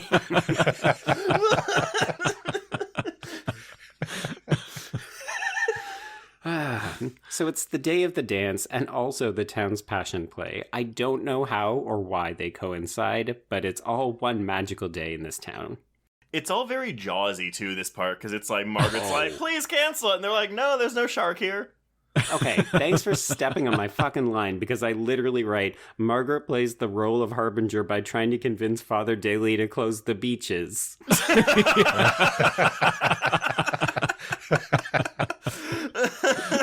Literally, it's on the beach that they're holding the play, and she wants to cancel it. Hey, so did they, because maybe I missed this, but did they say before we actually, like, see the play start that this is what's happening, that we're getting this Jesus play? No. Okay. Because I was like, well, is there a big event happening on the lake? What's going on here? We have no idea that the dance is happening or that this passion play is happening until they are happening. And we don't even see the dance. Well, because I thought the beach was the dance. So when we see the kids come up to the dance, I was like, I guess it's an outdoor dance by the lake. I don't know. That would make too much sense.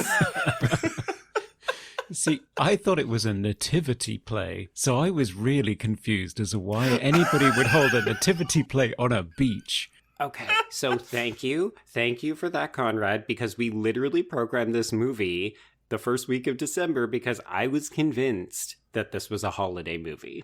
It is an apparent, well, because they're doing the Last Supper and the Crucifixion, so this is an Easter movie, so we should have programmed it for April. But you know what? I'm just going to say it's the birth of the Antichrist, and typically in December we celebrate the birth of Jesus, and this feels of a kin. So this is how I'm justifying it. Also, we misprogrammed Friday the 13th earlier this year, so I'm calling it a win. You know what? That's fair. We have skipped over the scene where Andrew kills, and then I wrote in my notes, he milks the dog so that he can drink its blood. The blood, by the way, is gin and tonic flavored, but not alcoholic. Okay, but why? What? They asked that, so they. Arngrim asked the people. They were like, "Can you make it taste like anything?" And they were like, "Oh yeah, anything you want." And he goes, "Cool. Can you make it taste like gin and tonic?" And they were like, "Yeah, but not alcoholic." And he was like, "That's fine." So he just wanted to. He wanted to have a gin and tonic, but not get drunk. But not actually drink it. I mean, I guess if you have to do multiple takes, you want something that you're going to enjoy drinking.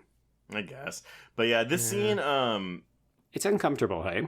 It's cruel. It's definitely the most uncomfortable scene in the movie. And knowing that it is a real dog that he's doing this to, like, that's just sedated. Like, I mean, even though there's a vet on set, like, I mean, I'm not worried about the safety of this dog now, because whatever. It's just something to see him, like, as you said, Joe, milking an actual dog. Yeah, because everything about this looks really real. Like, that is obviously not a prop dog that they swap out. That is very clearly a real dog, and it looks like he is hurting it. Yeah, it's reacting as well, because although it's sedated, it's still conscious slightly, I think, because the eyes are moving. It's deeply disturbing. Why does he take his shirt off? Any ideas? Because he's Lucifer. Sexy? Right. Sexy Lucifer?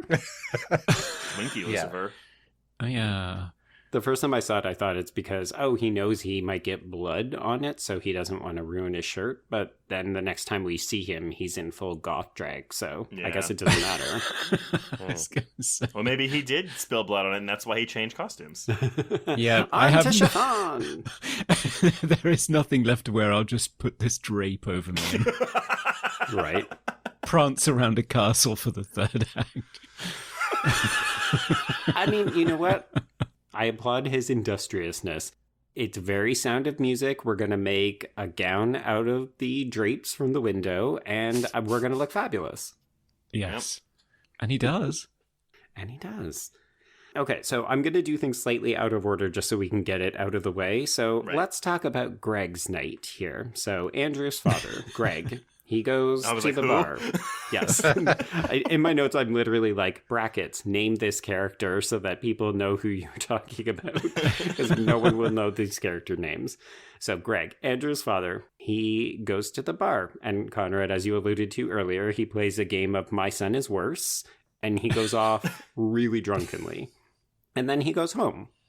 And then he shoots his wife with such force that her head goes through a window. Okay, so at first I was like, oh, this is really weird. And then that head goes to the window, and Oh, I'm sure you lost your shit. I lost my shit. It should be horrifying, but it's hilarious. So are we to believe that he also turned the gun on himself? Yes, that's how But I we read it. don't see that. No. We don't see him for the rest of the movie. No, this is his final scene. So I assume that it's a murder-suicide because he's done. He's at his wit's end. Should have killed that baby in the baptism. Woof. It's upsetting because we're treating a character who is incapacitated with no respect, and there's no character here. So really, I don't know why we have this scene, except, if I'm, again, siding with Conrad and you're reading that the town is kind of going to seed under Lucifer's perverted presence, then it makes sense, but it's kind of a gross scene where you just watch a man kill his incapacitated wife, and it ends up being unintentionally funny. It would have just made more sense, again, if Andrew had, accidentally killed them in the birthday cake scene early in the movie. Right. Then he gets the gay kiss. Then he's like, oh, right, I'm Lucifer. Let me go do this magic light show at the castle. Yeah. Or he comes home and he inadvertently kills his mom or both of them and attains his full powers. Like, okay, now I've crossed over onto the dark side. Because you killed your parents, and that's the worst thing you could do as a child. Ooh, yeah, I like that. Again, we fixed the fucking movie. Well, Damien took 2 swings at his mother, didn't he? It took him 2 goes to finish her off. Oh, yeah. God, yes. So maybe that's what they were going for? I don't know. She does ask for it, doesn't she? She does say please. She does. She begs, yeah. Yeah. Is it please don't or is it please do? I think it's please do. I think she's had enough. I think it's please do, yeah. Yeah. But, well, I mean, if we're looking at this at a disability angle, you could read it as please do because I'm disabled. Yeah. Still not good. No, it's really bad if it's that case. It's tricky because she doesn't have any lines apart from the please do. So we didn't know if she could even talk before now. So what needs to happen is Greg, who apparently is the dad's name, Yes. should have said, wait, please yes or please no? I just want to make sure. I'm looking for That's what consent should have before I happened. blow you away. Terrible. I mean, hey, this movie has issues in certain regards. It has not aged well. Ergo, my next point, which is that Tony shows his girlfriend, Marie, he shows her that he has a gun, and then he makes out with her and sticks it up her vag. This was yes. This was a lot. What do you even do with this scene? The only purpose it serves is to underline his cruelty, because that is what this character is meant to be. Unfortunately, because we'll get to it in a minute, because Marion is erased from this movie rather unceremoniously. Mm-hmm. So it makes Marion's placement in the film just like, I mean, she's literally here to show her tits in the beginning, get slapped in the next scene, and then get a gun up her pussy in this scene. Yes. And then die. And then die. I'm not one to get huffy about this kind of stuff, but I'm not really huffy. I'm just talking it out. I'm like, oh yeah, it's not good. Every single scene of her, she's being abused. Yep. What makes it particularly bad is that I think it's going for a laugh at the end with the... Absolutely. Try not to cough. Yeah, just don't cough. Yeah, it's going for a laugh. I think it's supposed to be sort of upping the game on the Travolta Nancy Allen pairing in Carrie. It's like, look at this awful couple. They're so bad. I think that's what it's going for. I think you are right. And I mean, this scene is mostly reminiscent, I guess, of the scene in Carrie when Chris she blows Billy to get him to help her fuck up Carrie. Yes. Yeah. Except that Marie hasn't done any of that. And I think that's one of my issues that I have the more I watch the film, is that she's introduced as though she likes having sort of naughty sexual encounters, and then I think the film blames her or mistreats her for the rest of her scenes as though, well, she asked for this in the beginning, so why doesn't she deserve to have a gun shoved into an intimate part? And you're like, no, movie. Yeah. So they get kicked out of a restaurant that they're trying to go to. This is apparently all after the dance. So they go to the island because that's where they're going to spend the rest of the evening partying. And unfortunately, Andrew is already there and he's resurrecting all of those dead construction workers. Calls Leviathan, which is a sea demon, by the way. So honestly, bigger budget. That's what should have happened at the goddamn Jesus play. This Leviathan sea demon should have come out of the fucking lake. And Beelzebub. He gets Beelzebub out too. Mm-hmm. There you go. Well, it's interesting that you say that it would have been fun to have had Leviathan come out of this, because they did have a grander plan for what was going to happen at this beach massacre. Mm-hmm. So the fun thing is that Andrew apparently walks in a funny way throughout most of this movie. He has a kind of sway to him. I never noticed, but Arngrim apparently... he devised this retroactively because there was a scene in this moment where he was going to walk across the water. Yeah. And the rig was too expensive and they couldn't get it to work, so they ended up scrapping it, but he developed his character's walking so that it would mimic the way he would move on the rig so it wouldn't look inauthentic when you saw it. Like, oh, why is he walking funny? It was like, no, this is the way he always walks. It's just on water. So as a result, he has this unusual character trait that doesn't make as much sense anymore. Yeah. Yeah, I didn't notice it. I didn't notice it either. I know. I'm like, oh, I guess he worked on it, but it's not showy, so okay. But at the Passion Play, or whatever we're calling this play, at the Jesus play, we have fake Jesus very quickly becoming real Jesus because we get the sounds of him getting crucified, and then everyone begins bleeding and they're getting struck by lightning. Yeah. This is really fun to watch. Mm-hmm. That's it. Oh, okay. It kind of anticipates the finale of Raiders of the Lost Ark, doesn't it? This religious event starts striking down a whole crowd of people, especially the pinpoint accurate lightning that starts to happen. Right. I thought, okay, this is interesting. There's a lot of smiting going on. Yes. So zombies weren't the original intent for the last act for this movie? Oh, no, I still think they were. I think they just wanted to use Andrew more. Right. So we have the zombies going after the teens for, like, zombie dance massacre party. Sure. And then, yeah, like, I don't know why this Jesus play is honestly even here. Right, yeah. I think it's because we're trying to drive home these religious themes, right? So, oh, this town is full of good religious people because look at the turnout for this play. And then look at what happens to them. They are all cast down as Lucifer gains more power. Because it's supposed to be like, oh, the world is ending. Yeah, because, Lucifer is, like, reaching his height. He's about to, like, you know, whatever the fuck that monologue was at the beginning about what Lucifer's going to do. Oh, sure. Oh. Tell me if this is funny or not. So in that monologue, like, they describe Lucifer. It goes, Lucifer asserted independence and proclaimed himself to be like the Most High. The promise broken and driven from heaven, Lucifer vowed to wreak vengeance and suffering upon all mankind. I was like, all right, Lucifer asserted independence and proclaimed himself to be like the Most High, a.k.a. centering himself and making himself the center of attention. Sounds like a gay guy to me. Well, yeah, especially when he's there in chiffon saying, I shall be like the Most High. And you'll be fabulous, darling, fabulous. It's camper than a row of tents.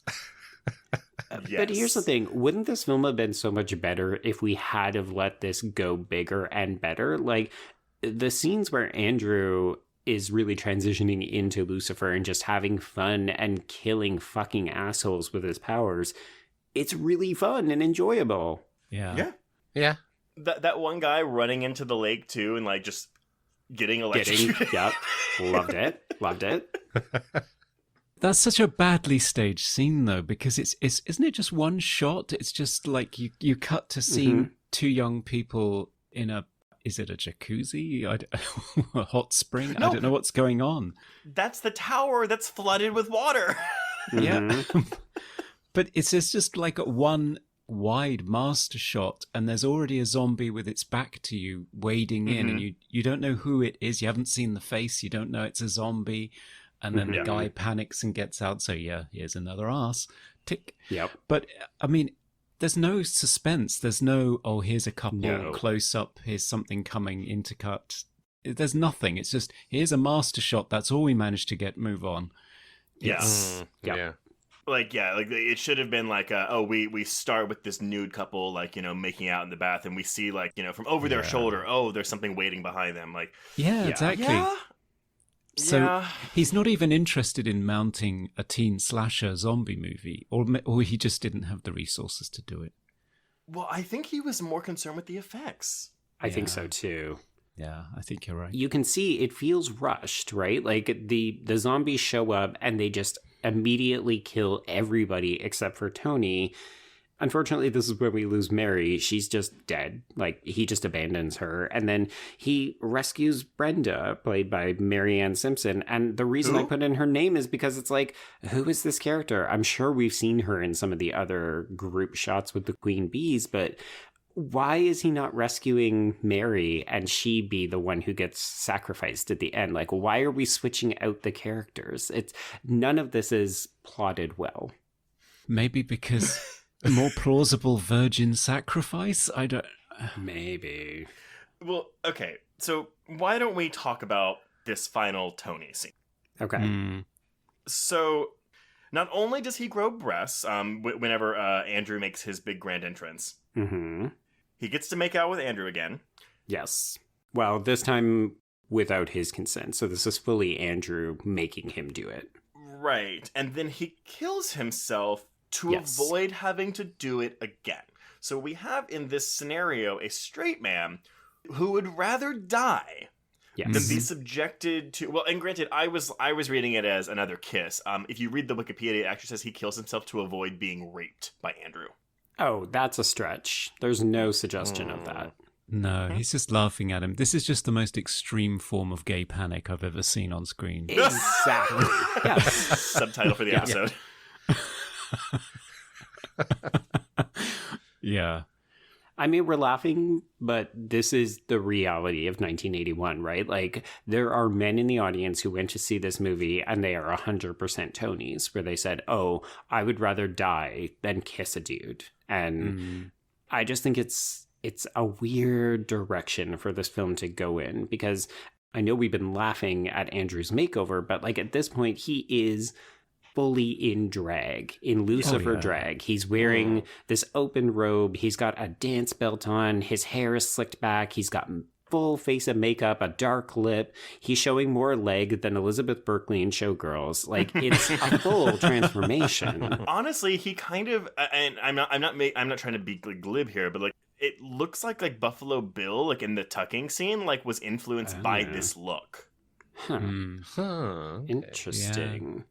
I mean, I guess the way to read it, if you're going to apply a homophobic read to this film, it is this moment, right? It is when you embrace your queerness, you become fully evil, you begin dressing like a woman, you impose your sexual wiles on straight men, forcing them to die by suicide. It could even be misogyny. It could be that he would rather die than be a woman, which is worse. Right. Or transphobic. Yeah, exactly. Equally, it's all bad, whatever it is. It's all bad. All just bad. My takeaway from the scene was I actually thought he was stabbing his boobs. I thought he was like trying to, get rid of the fluidity that was coming out of him. I don't know, but that obviously not what was intended. But it did look like he was stabbing his chest area to me. It could be. I will say, for a slightly less homophobic reading, at least of the Tony aspect, I kind of viewed it as like, Lucifer is like the playful demon, the trickster, or whatever the fuck you want to call it. Okay. So he's using Tony's homophobia against him. Right. Sure. As opposed to being like, oh, this same-sex kiss is sin and leads you to death. He's using Tony's homophobia against him as opposed to like outwardly, I don't know, like making homosexuality like sinful or the murder weapon. Right. Yeah. I don't know. He is laughing at him. He is. Yeah. And it is a callback to the earlier scene where he's trying to get Andrew to smoke pot, and he says, it's not true that you grow tits. So this is actually a payoff from something that's set up earlier in the film, and the reason why my Google search history now has, does pot give you breasts? Apparently, it is a thing. Gynecomastia, it's called. It does produce estrogen and suppress testosterone. So, yeah, apparently it is a thing. There you go. I'm not gonna lie though, and I am literally not joking here, but like, because I've gained weight like in the past year and a half because of COVID. I'm sorry, because I've gotten lazier. But I'm definitely like getting like breasts, but like well, I just thought it was fat, but you know what? If I can blame it on pot, there you go. I'll take it. No, I swear, it's not that I've been eating too many candies late at night. It's that I'm smoking too much pot, and now I have tits. I smoked too much pot, which made me eat too much food, which is making me grow breasts. That's what it is. Okay. Setting the record straight. You heard it here first. Yeah, there you go. Okay, so Tony is dead. Brenda is not. Hey, everybody, remember Brenda? Brenda, everybody. Andrew sacrifices her. She's dead. I did that just for comedic effect. Okay. Thankfully, Margaret and Julie are still in this movie. Hey, everybody, remember Margaret and Julie? This is the point where I was like, oh, fuck. That means we have at least like 15 more minutes of this movie. I mean, we should be excited because it's an older woman, it's a younger woman, they're working together to thwart evil. This should be a fuck yeah female empowerment move, and instead you're just like, oh fuck, here comes the killjoys. Yeah. I mean, she just reads the Lord's Prayer to him a bunch, and he's like, oh, Lord, Lord. Again, I wish we understood the rules of this conflict a little bit more. Like, why does he read it back with her? Is it that the Lord's Prayer has power over him? I mean, I'm inferring yes, I'm assuming yes, but I don't understand why. No, that was the actor. It wasn't in the script. The actor said, wouldn't it be neat if I read it back? And that's it. I think he just wanted more lines. You've already got your SAG card. See, I want to know why Lucifer is always attracted to that tree.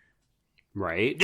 Yeah, he loves that tree. Every incarnation of him is just compelled to thrust himself against that tree.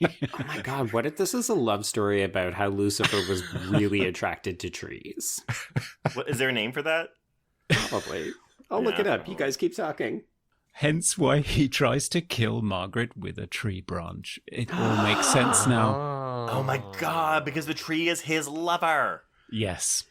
So this would be called dendrophilia, which is literally the love of trees. There you go.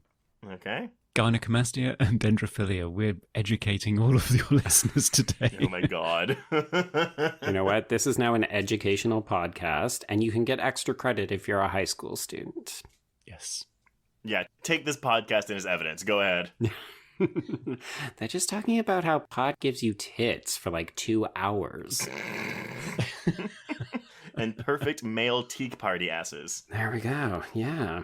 Okay. Blah, blah, blah. Lord's Prayer. Blah, blah, blah. Cross burns on his hand. He takes the form of Mark. I do kind of like this thing where Lucifer tries to tempt the angels by taking different forms. That's cool, because that is what Lucifer does. Mm-hmm.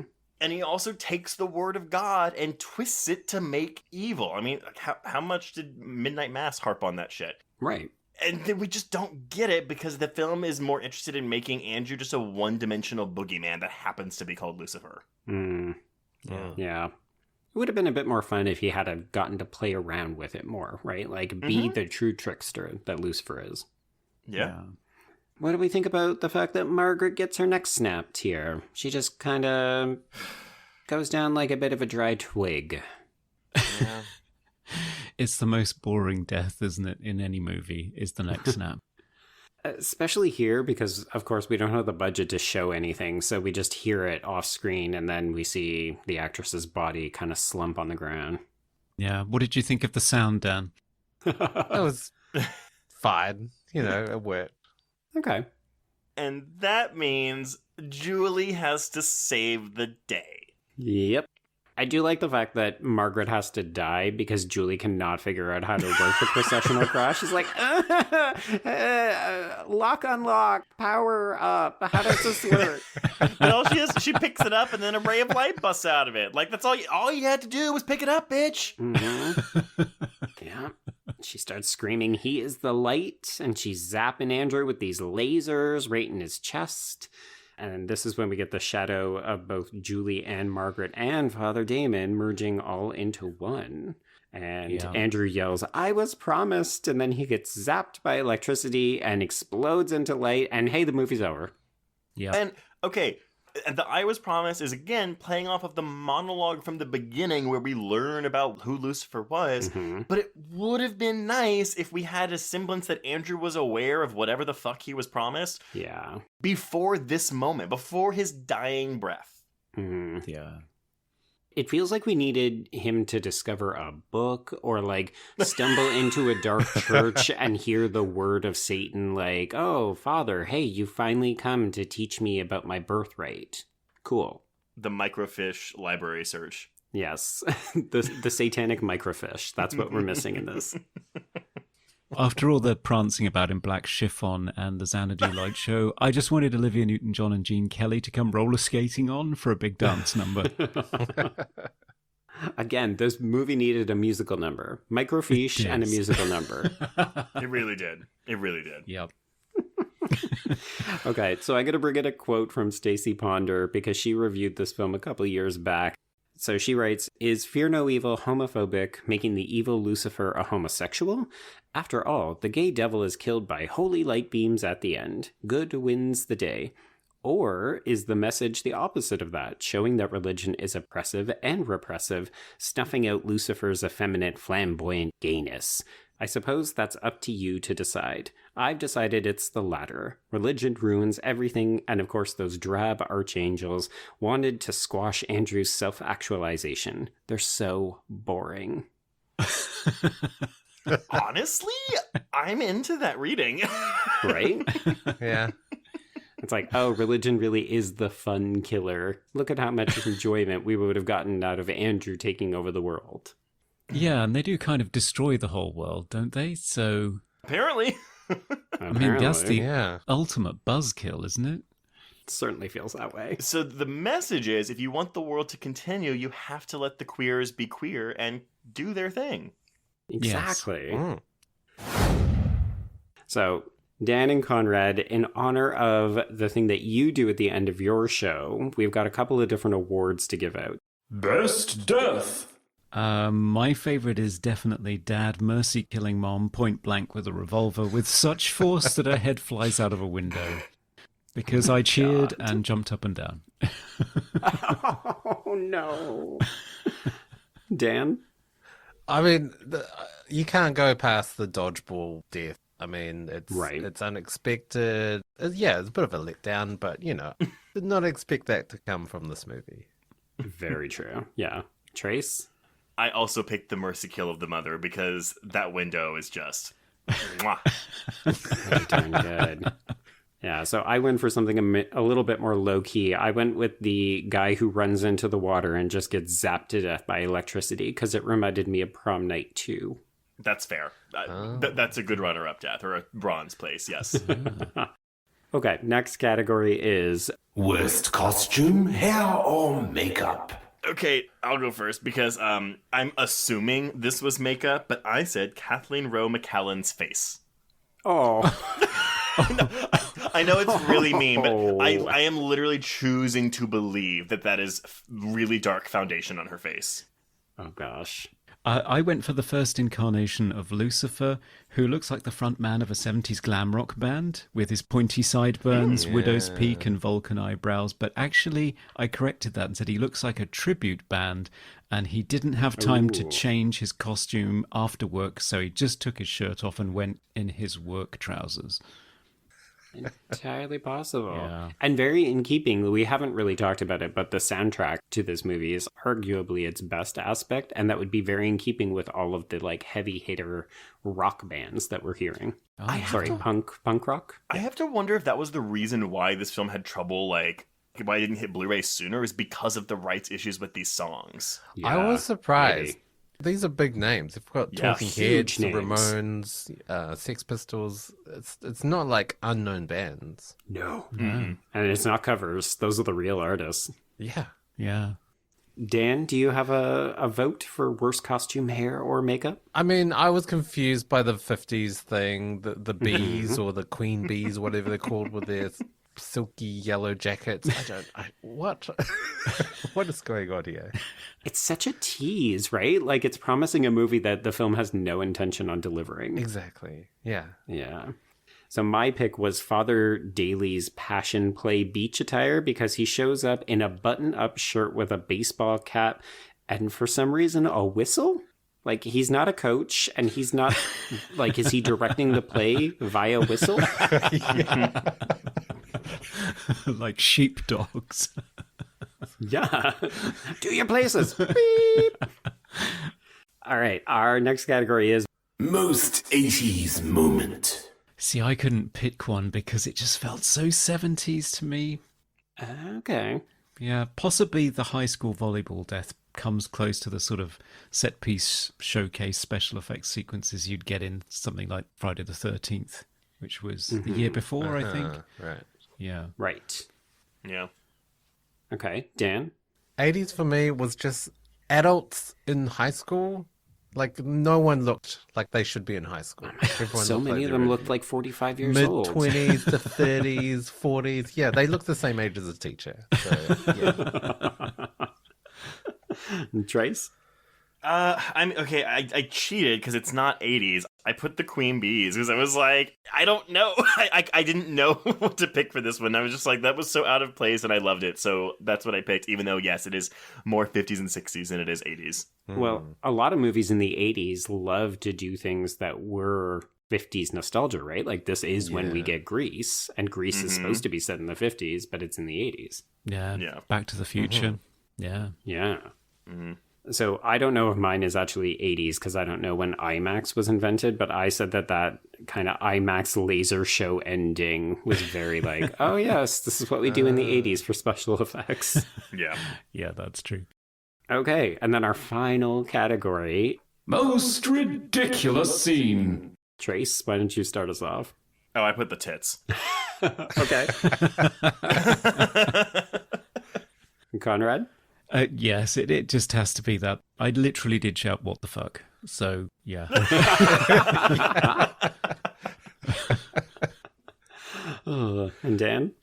Yeah, I've got either that or just the cake scene. I mean, it just, Okay. it was like, was that the first take? Like, the only take you had? Because that is the worst acting I've ever seen.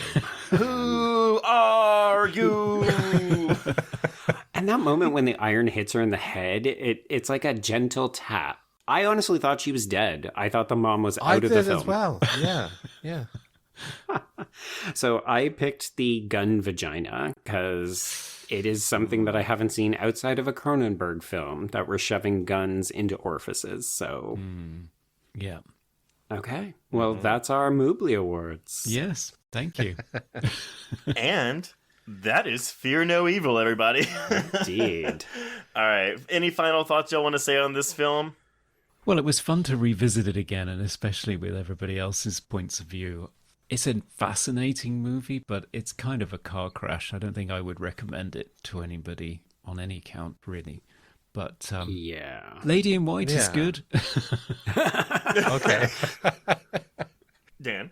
Yeah, I mean, it's a movie, and if you do like kind of B grade movies, it's up there with kind of enjoyment of trying to decipher what is going on. I don't think it's a terrible movie. It's not badly made. It's not like shots are out of focus or, you know, set pieces are just flimsy pieces of cardboard. Like, it looks like a movie. But yeah. I know what you're saying. You're damning it with praise, but yes. They filmed scenes and they put them together and it made a thing that was feature length. Yes, exactly. Exactly. And that's all we want, really. I gave this 2.5 out of 5 because the ambition goes a long way for me. And while I don't really have a desire to watch it again because all like the outlandishness aside, I actually do think it's quite boring. That being said, I would recommend people watch this, if only because I think there's a lot of interesting pieces here that just don't add up to a very good whole. Yeah. And that was actually my literal experience. So the first time I watched this, I thought it was a hoot. It's such a wackadoodle film. I think I gave it 3.5. And watching it again this time, knowing what to expect, I did find it very boring and just so many missed opportunities in terms of the wonky storytelling and the characterization. So I ended up dropping it down to a 2. But I think as a first time watch, it's actually a lot of fun. And I would say my recommendation for a double bill would be this and Butcher Baker Nightmare Maker, because they have such wild 80s energy to them. You just never know what's going to happen in either of those two films. Yeah, I would agree. All right. Well, before we announce what we're covering next week, Conrad and Dan, let everyone know where they can find you on social media. Well, we're everywhere as Movie Oubliette. That's Oubliette, if you don't know. Think of Hoggle from The Labyrinth. Yeah, so you can check us out there, and we're at movieoubliette.com as well. Yeah, come and check us out. Yes. Oh, and I don't think we mentioned this, but everyone go listen to our episode with them on The Relic from 1997, I think, Joe? I think so, yeah. Yeah. I don't know. The creature one, not the old lady dementia one. Right. Yeah. And I will also recommend the time that I forced myself back on solo so that I could force the guys to talk about erotic thrillers and A Perfect Murder with me.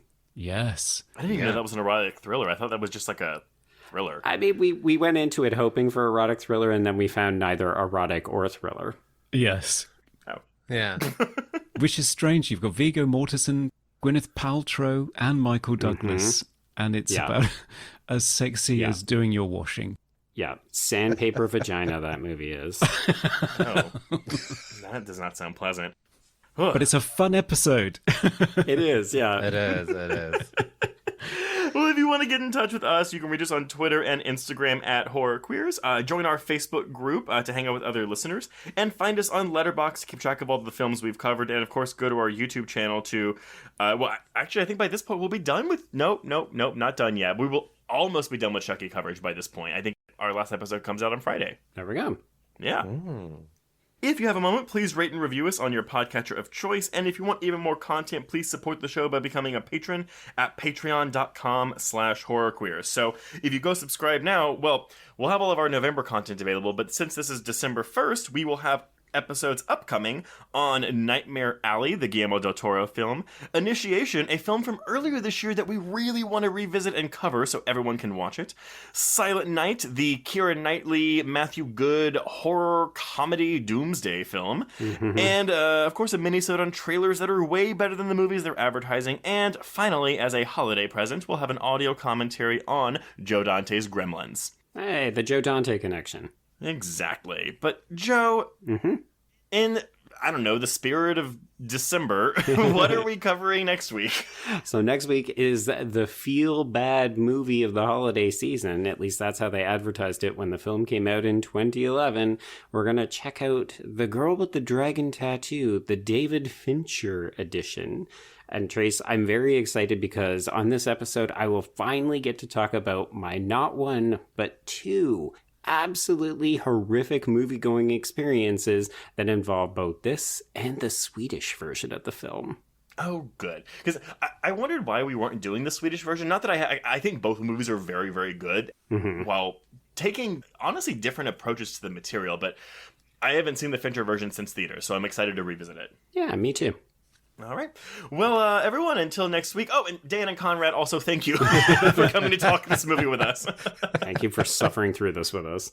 It's been great fun. Yeah, it's been a pleasure. But everyone, until next week, we can cross out Fear No Evil. Indeed, and cross out Horror Queers.